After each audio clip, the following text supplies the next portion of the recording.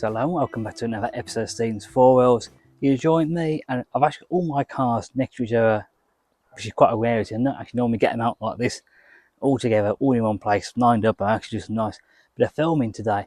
But he's also here today just for the fun of it. So today's video, we're going to be looking at each of these cars, going through each of them in turn and deciding which one of these is my favourite car. Now, I sort of can guess it's down to two, and I still haven't made up my mind on which I'm actually going, which can't give that title to, because there's two subtly hint and point at which ones that I really love for different reasons. So I'm going to delay my decision. I'm going to go and talk about the V-Class stuff first of all. Now the V-Class I've owned for nearly 4 years. I think 4 years this month, I think it is. And in that time, I've done about 40,000 miles. And it's really caused me very little trouble, this car. I always say the same bit of advice if you're looking to buy a Mercedes this generation. Gearbox, engine, running gear will generally last. I've had to have some suspension work done. I'm going to have to have some brake pads soon on this car. But generally they last and they will do alright. They go for the mile. As long as you look after the car, you don't overly abuse it, you get serviced fairly regularly, they will last. But sensors are always the Achilles heel on these cars, this generation of Mercedes. I've had this and the SLK, and there always seem to be little sensor issues. I've had about 3 sensor issues on this car since I've had it, so not too bad. But you know, as you can imagine, it's a little bit annoying when you can't drive your car because a wheel sensor has gone. But overall, I really like the V-Class. It fulfilled my brief of being practical.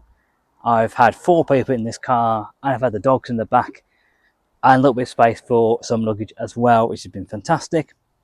It's very economical. It can do up to 68 mpg on a good run. It's also very cheap to own. The insurance is quite low. The tax is currently £35 a year to tax this car, which is fantastic. So it fulfills everything I want on a daily sort of driver brief. It does it all. But I like this car. I think it drives very nicely, but I don't love this car. It's not a car I love. It's a car that's here to do a job and serve a purpose and keep the miles, particularly during the winter, keep the miles off of these two. So I love this car, but it's definitely not my favourite. Although, if we were to look at this and change the question slightly, which one is the best tool and the best everyday car? It obviously would be this one.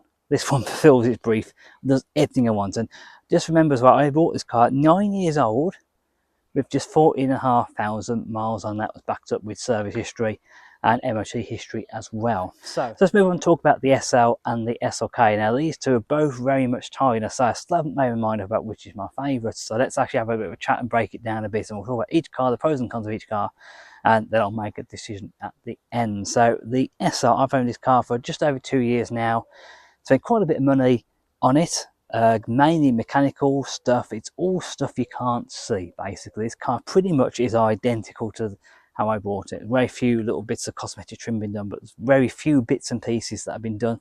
So it's all been under here, under the car, stuff you can't see, which is unfortunate really, because it does drive and everything now a lot better than when I bought it, but you just can't see it. You can't actually see it in every day. But yes, the SL. Now let's wind back to why I bought this car. Now I bought this car because the R107, it gets confusing. This is an R107, that's an R170. A little bit confusing there. But this one was a dream car of mine. As I've mentioned before, I've done a whole video about why I bought this car. And in short, it's basically a dream car. I've always loved these cars, and my dad also loved these. I think that's where I got my love of these cars from. And for me, I always wanted one. And going forward, I know these cars are always slightly going up in value. They're always slightly increasing in value. And I kind of thought, well, if I don't buy in the next few years, they might be out of reach really. And getting a nice sort of usable example, which I've described this as, is going to get tougher and tougher and tougher. Now, I bought this car £12,700, which I thought was a bit of a bargain. It turns out it needed a bit more work than I thought. It spent 6 months over at the SL shop and then went back again for another couple of months as well. So even though I've owned it for 2 years, it's spent probably, you know, getting on for about 8-9 months, over at the SL shop, and it hasn't actually been here, it's been somewhere else. There was a point where this was, yeah, this was at the SL shop. I had my new SLK at the time, that was having some work done at a Mercedes dealer. And if I went out in the B class to go and see my parents or something, I basically had 4 cars in 4 different locations, which is getting a bit stupid, to be honest. So at least today I've managed to get all the cars. It's quite a rare opportunity to get them all parked up together. Hey, back to the SL. So it's not been plain sailing. There's been a few issues. There's always more stuff that you find.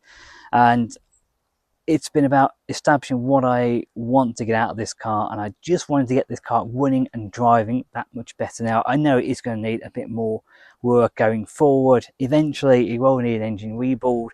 I'm just trying to eke out every little thing, every little mile I can get out of this engine. It's not exactly a heavy used car. It's probably only does sort of less than 1,000 miles a year, this car, whereas that one, it needs to be on top form all the time, because that does 10,000 miles a year. So yes, that's where we're at the SL, but say it is a dream car for me. I don't regret buying it. I absolutely adore this car. Now, if we compare this, that it's always a dream car, to the SLK, which I never actually intended on going out and buying an SLK.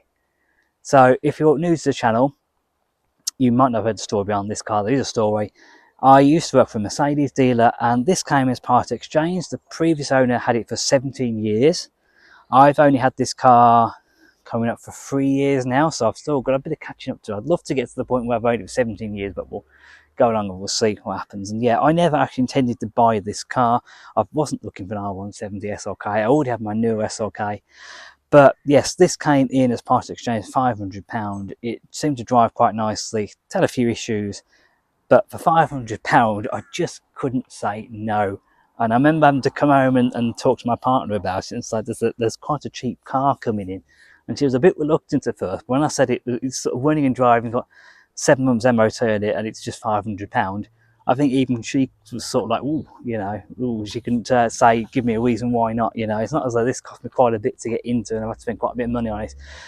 This is such a great car, is what I've learned. It's such an underappreciated car. Everyone talks about Boxers and TTs and Z3s and all that sort of, all them other cars from sort of late 90s, early 2000s, but these are often overlooked, and these are fantastic value for money. I've done a few videos where I talk about why you should buy one of these, why these are a great starter modern classic, why you should get into these. And obviously the upside and downsides of that, but yes, and go and watch those videos. I'm not going to go too much into them, but they are absolutely fantastic cars. And I, from not really getting this car, not really wanting it, and sort of having to decide whether I want to keep this car, because originally I was going to give this, I gave this car a year. I bought it and said, let's get it, do some work on it, let's get it up and back up to a good standard. Give it a year, and I'm going to see whether I want to sell it. And I just couldn't bring myself to sell it. It's a car I don't overly need, it's definitely more want than I need. But I've absolutely fallen in love with this little SLK. It's such a fantastic car. It might not be as sporty as some of its competitors, but again, I've spoken about this before, and it sort of sits very much in the middle. It sort of has its own little niche all to itself, really. And that's what I like about this car. I could feel that I could drive this car back to the factory in North Germany where it was bought, and it would just do it effortlessly. It wouldn't complain, it'd get me there.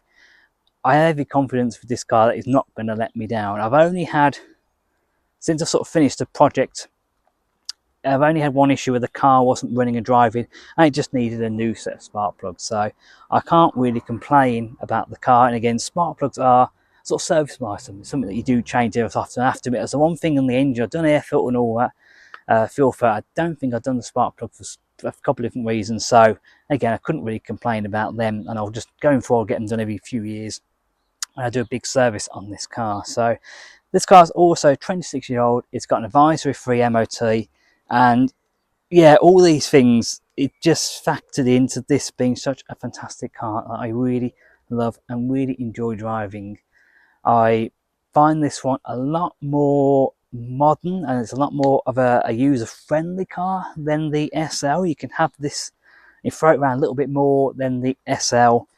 Not a sports car, and that's the only thing I sort of miss from my lineup. I miss a more driver focused car. I did have my R172 SLK230, so I sold. And that's the thing now. I feel like I've got a bit of a gap. I've got sort of cars that are very floaty and they are fantastically comfortable, like the SL. I've got cars that are a bit more of a Grand Tour-esque type, like the SLK. But I do miss having some I can throw into the corners, put your foot down, and this is fast. Don't get me wrong, this SLK is about 0 to 7.3 seconds, and I do believe we are fairly close to that when I put my foot down. It's a very quick car, but it just doesn't quite have that sporting edge enough to satisfy it. So I really would love something in the future, and quite that is a bit more sporty. And I did have an R50 Mini Cooper, which I bought last year, so about a year or so ago now. I owned for about a month or so, and a friend of mine bought that off me, who's also got an R170 SLK, nearly identical to this bar, the 3 spokes.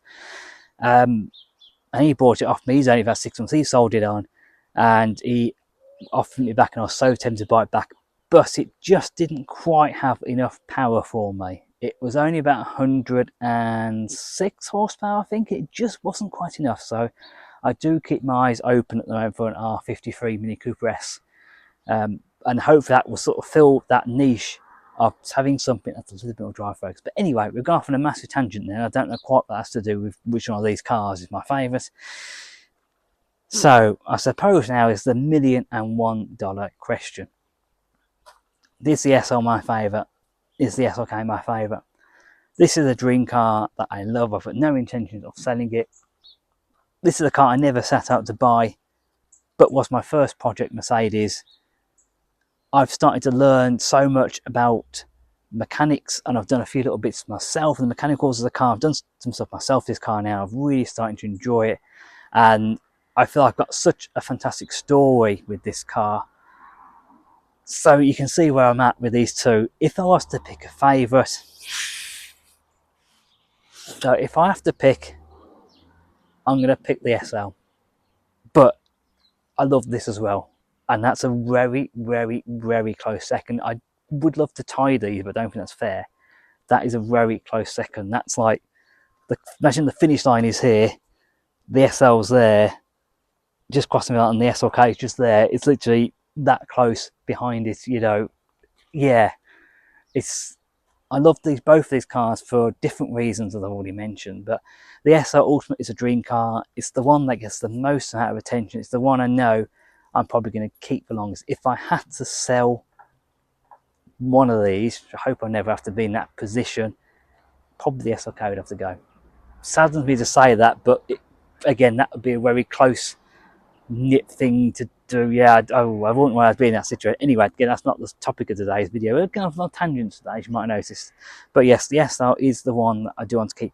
It does cause me a load of trouble, this car. I know I'm going to have to pump a load more money into it. It's not cheap cars to own these, but it is a dream, and that's tips it over for me. I know I've got a great story behind this car. I love this car for that, but this one is a dream car. But it's so close, and I really don't want to answer that question almost. But anyway, I've answered it. This is a dream car. That is very, very, very close behind it, though. I do still love this car, and they both fulfill a bit of a niche for me. And I'd love to hear your thoughts. Maybe if you've got 2 or 3 cars like I have, and you have to pick one favourite out from them, let me know in the comments below what you would pick, what cars you've got, and what you would pick. So thank you very much for watching. It's going to be goodbye for me, goodbye for all the cars. Who knows when we'll see them lined up like this again. It's quite rare it's all parked up like this, I've already mentioned. So yeah, and we'll see you very soon. Goodbye.